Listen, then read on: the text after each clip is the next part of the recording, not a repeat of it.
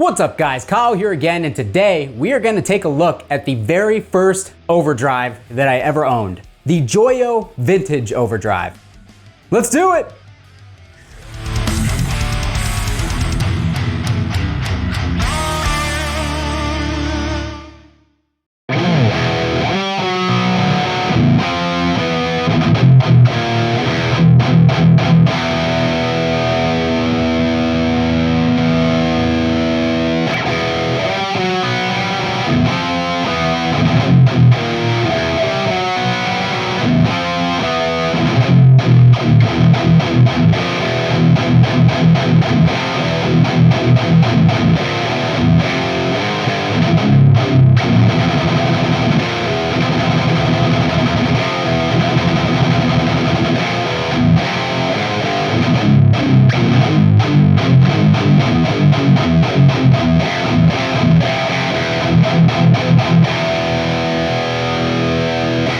Alright, hope you guys are doing great out there today. If this is your first time here at my channel, my name is Kyle, and what I do is I take awesome guitar, amps, speakers, cabs, overdrives, guitars, pickups, more guitars. Boy, I really cannot get this right lately. I record them with a simple SM57 setup, and I give you guys the unprocessed audio on your end. So if you're into E standard thrash riffs, drop C hardcore riffs, and dudes that can't get rid of reflections in their glasses, you're in the right place. Consider hitting the like button and subscribing on your way out so you don't miss any more of my stuff.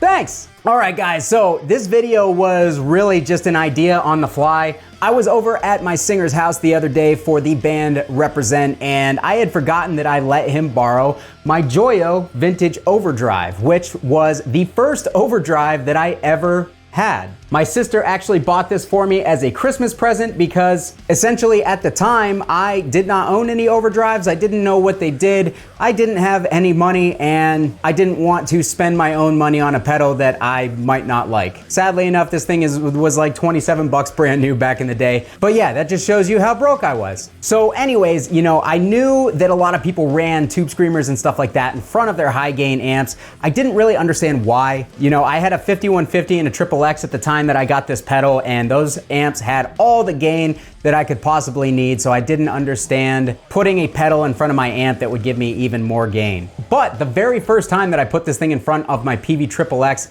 I was completely sold on it because I realized very quickly that this thing really just kind of tightens the low end and makes it super percussive. You know, that's what a good overdrive is supposed to do. That's what was kind of missing from my tone for a long time, and I also liked the mid grind that it gave as well. And luckily I had kind of read up on overdrives in front of high gain guitar amps, so I knew how to dial it with the drive all the way down, level all the way up, and the tone to taste while backing the gain off on your amp a little bit, and it really made me enjoy my amps a lot more. So back in the day when I was trying to find videos of using this thing in front of high gain amps, I could find absolutely zero. I don't know if there are any out there on the internet at this moment, but we're gonna go ahead and make one. We are gonna compare this to the Ibanez TS9 as well, because that's it's essentially supposed to be an 808 or TS9 clone. And if it's not a clone, it is very, very close in style to the TS9. So that was another video I was looking for back in the day, and the only ones out there were for classic rock and stuff. So I'm gonna go ahead and jump into this thing. That initial clip that you guys heard, I was using my Balaguer Typhon with the Seymour Duncan distortion in the bridge pickup. I am fortunate enough to have a KHE amp switcher now, so we have 4 different amps that we're gonna play this boost through because I don't know if you guys know this, but I kinda like amps. And I also like doing things that are incredibly unnecessary, so that's what we're gonna do. The amp that we were going through is the Mesa Dual Rectifier Multi-Watt up here. We are on the orange channel in the modern setting. So I'm going to go ahead, we'll check it out on this amp again real quick, and then we'll go through all 4 of these amazing amps here. This is a pretty common variety. We have like a little bit of everything, so this should show you how the boost would work on an amp that either you own or is similar to something you own. So let's go ahead and jump into that. I'm gonna turn the boost off, and here's the Mesa with no boost.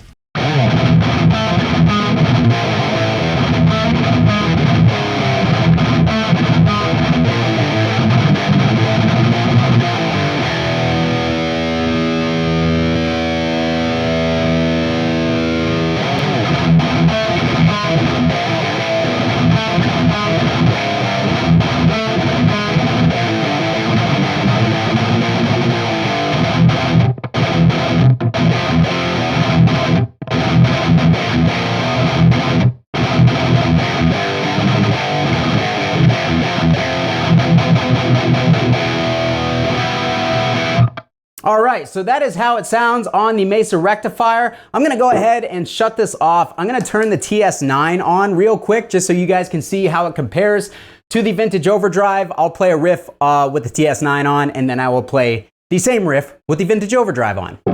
And both of the pedals have the same exact setting, so here we go.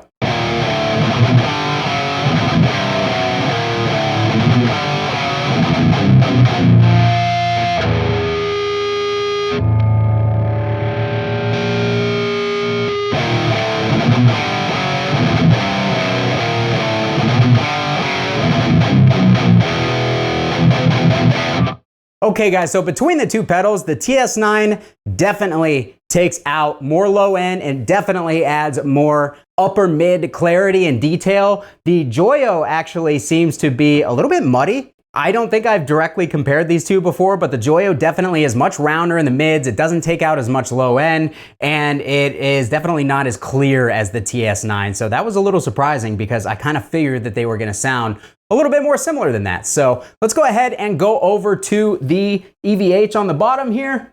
So again, here is our EVH raw tone.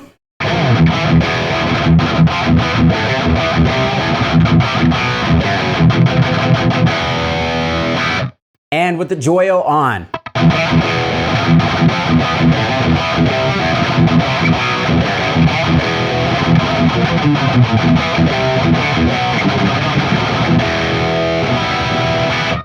So it is definitely adding a decent amount of output. Again, it doesn't seem very clear. I'm actually gonna back the volume down a bit. Let's put it over here at about 3 o'clock.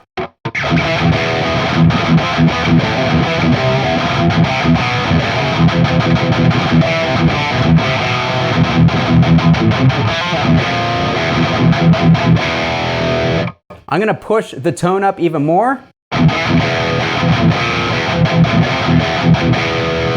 Seems to be almost accenting kind of an annoying mid-frequency, not really a pleasant one or one that adds detail or adds more cut. Let's put it back to noon.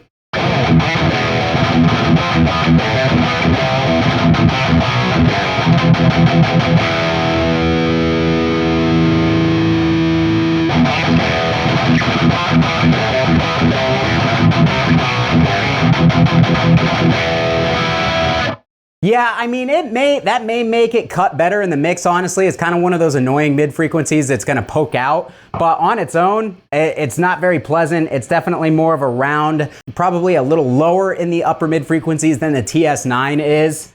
And it just, I don't know, it seems noisy, seems kind of muddy. Definitely not my favorite. Let's go over to the JCM 2000 DSL-50. And again, the amp with no boost.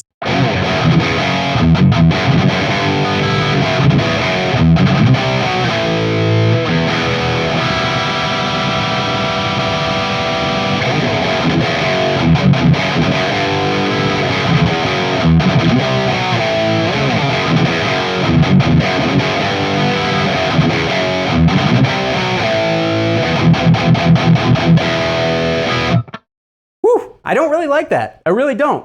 I remember liking this pedal much more, but again, I had it at a time when I didn't own any other Overdrives, and as soon as I got my MXR M77 Overdrive, it kicked this thing right off the board immediately. So actually, I have the M77 hooked up. Why don't we try that out? Here's the M77 on. That's so much better. Like 2 notes, and that's it. It's so much better.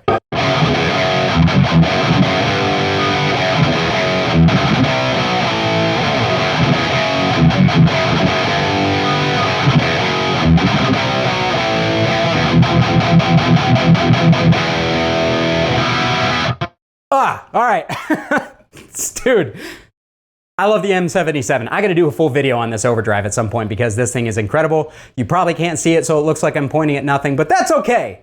And last but not least, I have a Boss SD1 over here. This is the Wazacraft one, but we'll put it in the stock configuration.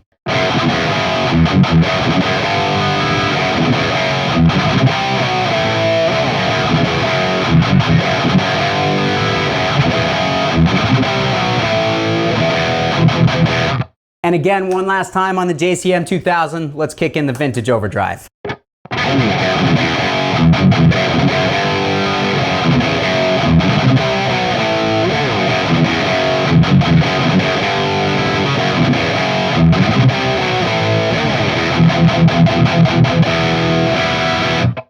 I mean, it's not bad. It's definitely not bad. It adds much more of a round midsection and definitely does not take as much of the low end away. My main complaint is it just seems to lack clarity, but yeah, I really did not expect it to be this different from the TS9, so big surprise. So finally, let's go ahead and check it out on the PV-XXX. This is one of my favorite amps on the planet, and I just wanted an excuse to use it, so we're gonna do that. All right, PV-XXX with no boost engaged.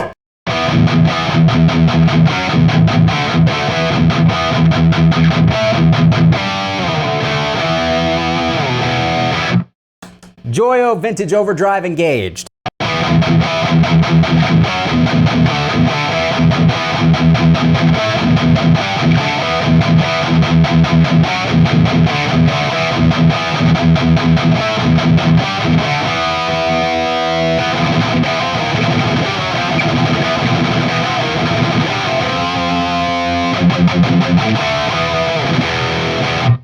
All right, so again, it's a little bit muddy. Let's hear the amp one more time. I'm actually gonna pull the gain back on the amp just a tad. So there we go, amp with no overdrive on.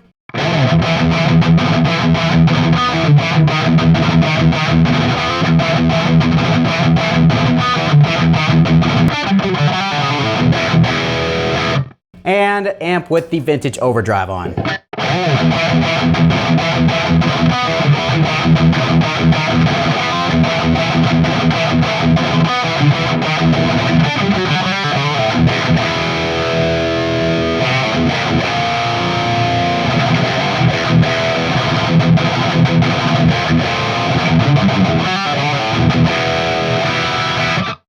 Ugh, it's got a really ugly frequency going on. It really does. Again, let's try the TS9 just for comparison.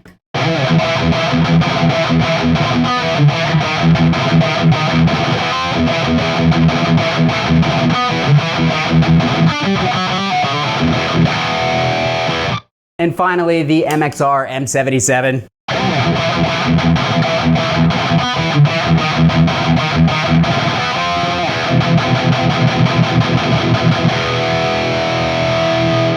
Have I ever said that I love the M77?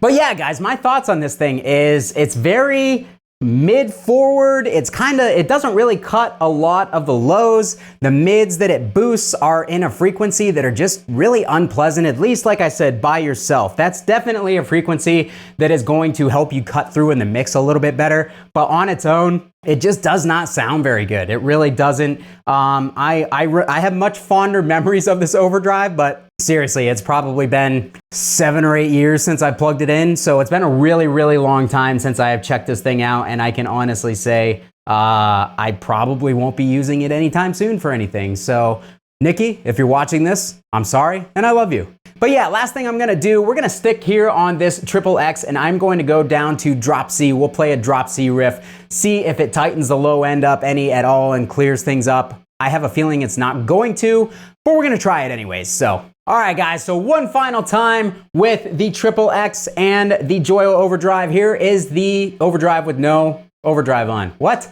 Here's the amp with no overdrive on.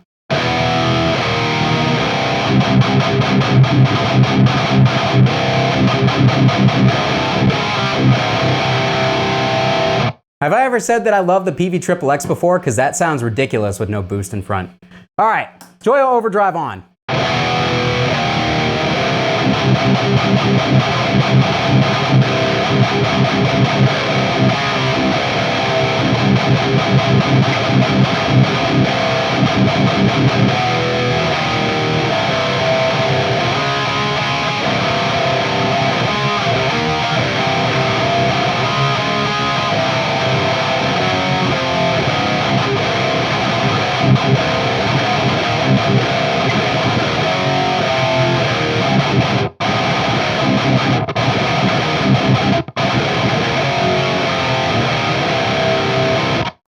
That is, it does not sound good. All right, I'm calling it a day on this thing.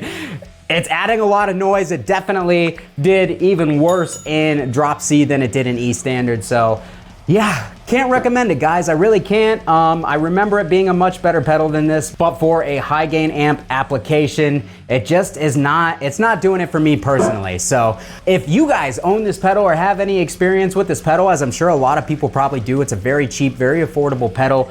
Let me know in the comments what you guys think about this thing, how you're using it, what settings you use, or if you don't own it and this is your first time hearing it, let me know what you thought down in the comments, because obviously I'm giving you my opinion, but I want to hear what your opinion is because it may be completely different. I'll meet you down there to talk about it. If you want to support the channel and what it is I do here, down in the description of this video are all my support links, including my Sweetwater affiliate link. Click that link, get yourself something nice from the fine folks at Sweetwater. It costs you nothing extra, and I get a little kickback. It greatly helps the channel move forward. Or you could consider becoming one of these fine people and joining my Patreon community and supporting the channel that way. I'll love you forever, whether you want me to or not. Thanks so much for watching, guys. If you liked the video, do me a favor, hit the like button on the way out so we can please the algorithm gods. Consider subscribing so you don't miss any more belligerent videos like this. Kyle here again. We'll see you next time.